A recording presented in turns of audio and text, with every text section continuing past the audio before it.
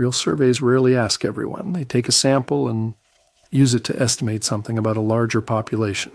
The margin of error is the wiggle room around a sample statistic. It is not magic precision. Even with honest answers, a sample differs from the whole population by chance.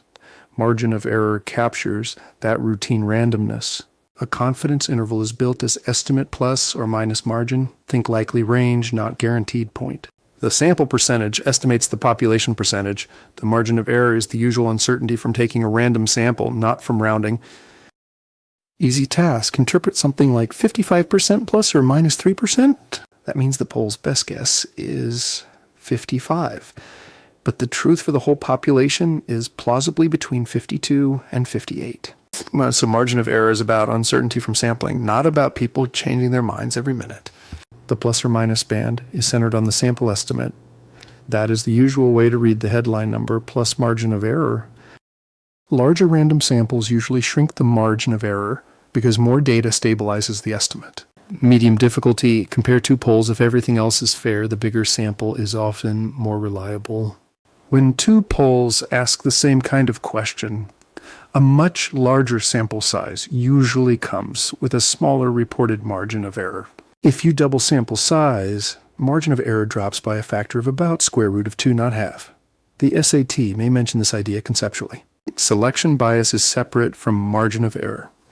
If you only poll students in the library, your interval may miss the whole school, no matter how small the plus or minus looks. Harder questions test whether a conclusion generalizes. You can only generalize to the population the sample came from. A survey of customers at one store tells you about those customers, not automatically about every shopper in the country. Random selection helps generalize within the group you can reach. Random assignment is different. That is for cause and effect in experiments. If the sample is voluntary or convenience-based, be skeptical. A tight margin of error does not fix a bad sampling frame. Common mistake, treating a confidence interval like absolute certainty. The interval is still uncertain. Another mistake, ignoring bias. A huge biased sample can still be misleading, even with a small margin of error. The pro tip. Read margin of error as a band around the sample percentage, then check whether the conclusion matches the sampled group.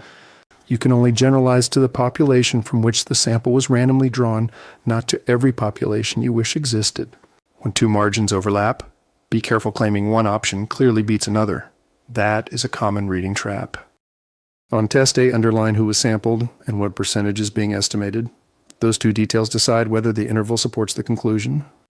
Recap: margin of error quantifies sampling uncertainty around an estimate. Read plus or minus as a plausible band for the truth. Prefer larger samples when the sampling method is sound. Remember, an interval is still uncertain, not a proof. And match conclusions to the population you actually sampled. Practice more on NovaMaths.